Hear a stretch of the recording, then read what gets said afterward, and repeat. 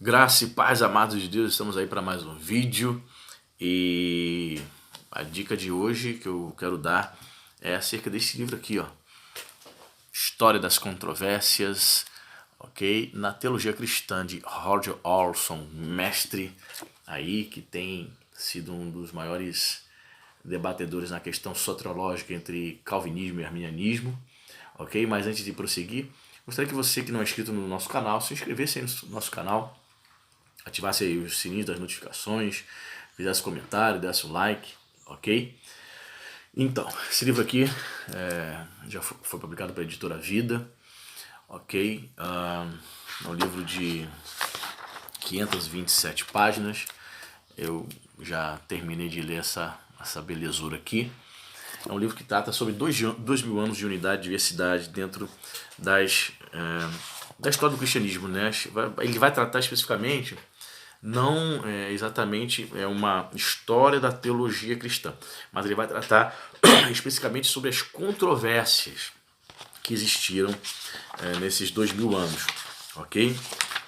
Então, deixa eu abrir para você aqui, a fonte, a letra é até um pouquinho maior do que o normal, excelente, ó. Perfeito? E ele se divide assim, por exemplo. Ele tem o prefácio, tá? Depois ele vem o capítulo 1º, onde vai abordar fé cristã, unidade e diversidade. Fontes e normas da fé cristã. Umas e muitas. Revelação divina, universal e particular. Capítulo 4, escritura cristã, palavra divina e palavras humanas. Capítulo 5, Deus grande e bom. Capítulo 6, Deus 3 e 1. 7, criação boa e caída. Capítulo 8, providência limitada e detalhada. Capítulo 9, humanidade essencialmente boa e essencialmente alienada. Capítulo 10, Jesus Cristo, Deus e homem. Ou seja, nesse capítulo vai abordar, obviamente, essa controvérsia. Muitos grupos cristãos se separaram por não crerem na divindade do homem Jesus, né? Capítulo 11, salvação, objetivo e subjetivo. Capítulo 12, salvação, dádiva e esforço. Obviamente vai entrar nessa questão, calvinismo, arminianismo, né? E a questão também da salvação soteriológica, na questão da Igreja Católica também, que entende que a salvação vem pelas obras, ok? Capítulo 13, igreja, visível e invisível. Capítulo 14, vida após a morte, continuidade e descontinuidade. Capítulo 15, reino de Deus, já e ainda não. Então vamos abrir aqui então. Capítulo 12, salvação, dádiva e esforço. Vamos ver o que ele fala aqui, cara. Vamos ler um trechinho para você ficar com água na boca, e você que ainda não adquiriu, quem sabe aí possa adquirir. Olha lá. Salvação, dádiva e esforço. Embora Cristo tenha concretizado a salvação no passado, o cristianismo também diz que a salvação tem outro aspecto, sua aplicação a pessoas e sua apropriação por elas. No presente capítulo examinaremos a fé e as convicções cristãs sobre esse segundo aspecto.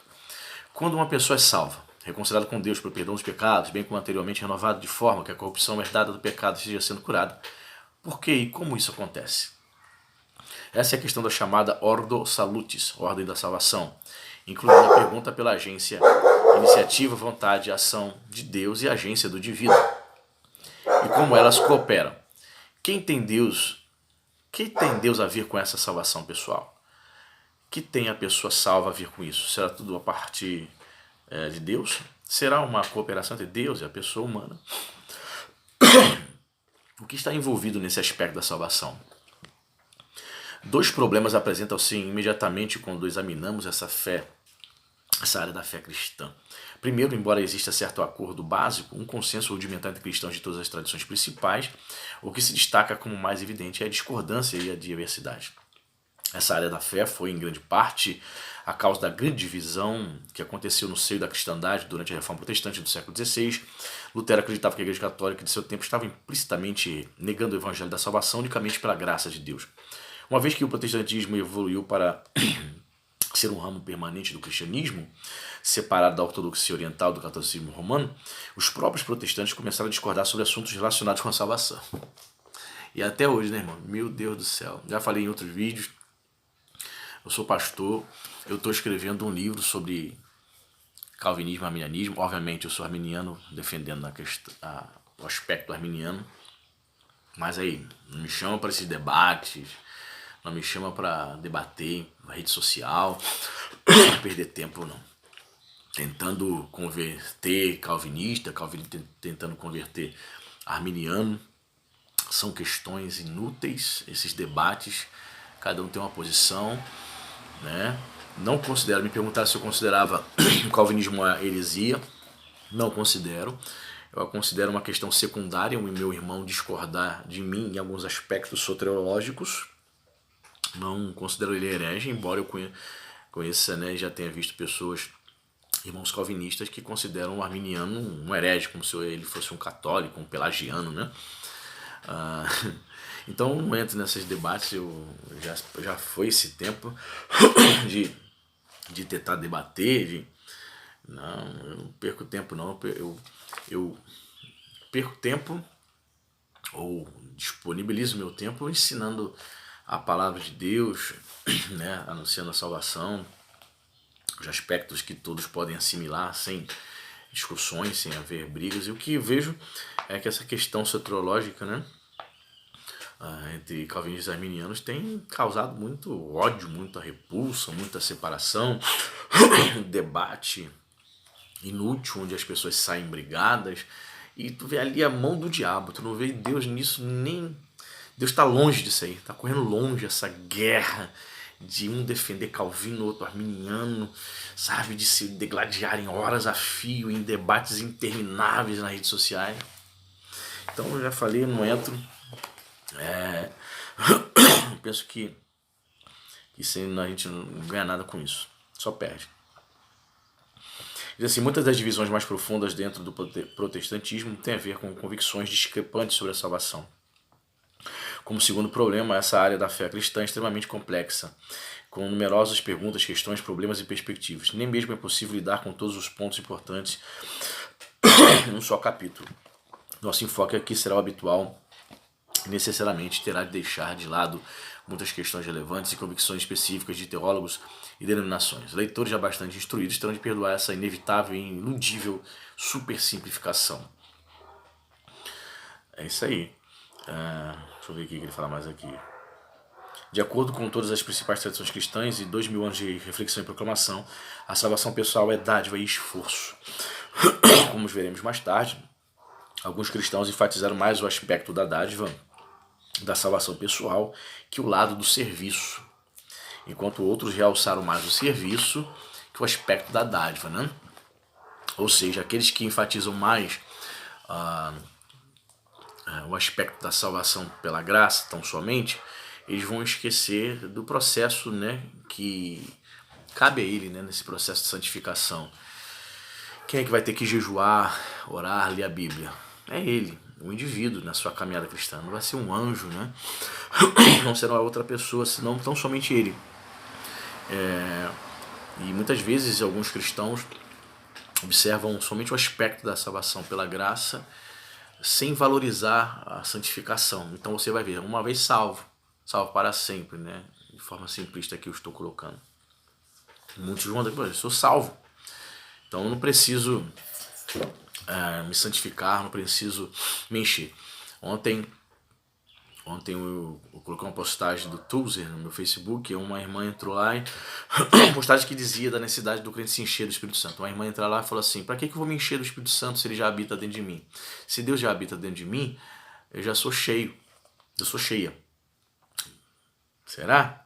Sim, essa pessoa aceitou Jesus, foi salva pela graça, ela iniciou sua caminhada de fé, iniciou um processo de santificação. Então é tão somente isso, ela não vai fazer mais nada, ela vai ficar na rede tomando água de coco e ela vai se enchendo naturalmente. É óbvio que não, eu falei para ela ali, retruquei a colocação dela dizendo que o processo para ser cheio do Espírito Santo, segundo Paulo lá em Efésios 5,18, é o processo no qual ele vai ter que buscar o Senhor, vai ter que ter uma vida de devoção a Deus, de meditação nas Escrituras, de estudo sistemático da Palavra de Deus, de consagração, de devoção, de serviço, de servir no reino de Deus, de ser bênção para edificar outras vidas. Aí você percebe que o crente está de oração, vida de oração. Aí você percebe que o crente está se enchendo. Aceitei Jesus, a concepção dela. Aceitei Jesus, Deus já habita em mim. Logo, já sou cheio. Não tenho a minha parte. Então, o autor vai abordar essa questão. As pessoas que tão somente enfatizam essa questão, salvos pela graça, pela fé, e eu não tenho nenhuma participação nisso. Já os irmãos monergistas têm um grande medo, um grande receio, chega a assustá-los e apavorá-los, quando você destaca a questão que o homem precisa ter sua participação na salvação, né? Sinergismo. Qual o grande receio deles? É o receio de que o sinergismo venha anular o monergismo, né? Tudo parte de Deus, a salvação parte de Deus. Então o grande receio deles é que caiamos no sinergismo, um sinergismo extremo, de modo que o homem ele se salva. É óbvio, se você conversar direitinho com uma pessoa que é arminiana, é óbvio que isso não é ensinado. E o arminiano não crê nessa possibilidade de ele auto se salvar, né? A pessoa que diz isso, a segunda arminiana, que ainda não estudou, não prestou atenção na doutrina arminiana. Então, existe também, claro, é óbvio que existe o outro extremo também, do sujeito que, esquecendo-se da doutrina da graça, ele vai enfatizar muito mais as obras, né? Tentando ser salvo, alcançar a salvação por meio das obras, por meio do seu ritualismo religioso, né? Se equiparando muitas vezes o seu catolicismo vivido no passado. Então, é só para a gente dar uma visão, uma pequena visão aqui, uma pincelada do que esse livro trata. Esse livro, Roger Olson, embora seja arminiano, ele não vai só puxar a sardinha para o lado dele. Claro, ele é arminiano, ele vai dar uma pincelada. Porém, ele vai abordar os dois lados dessas principais controvérsias. Né? Da controvérsia que negava a divindade de Jesus. Poxa, isso aí deu pano para manga no início da Igreja Primitiva, né? Então, é um livro interessante, eu recomendo a você. 2000 anos de unidade e diversidade. Ok? Roger Olson é professor de teologia na George Truth Theological Seminar, na Baylor University, Waco, Texas, Estados Unidos. É autor de História da Teologia Cristã e coautor de Quem Precisa de Teologia, ambos publicados pela Editora Vida. A Editora Reflexão tem outros livros dele também, mitos, né? Os mitos acerca do arminianismo, livros interessantes, ok? Então temos aí mais uma dica. Deus abençoe a sua vida. Dizer para mim o que você acha desse livro, se você já leu. Deixe o seu like, faça seu comentário e até o próximo vídeo.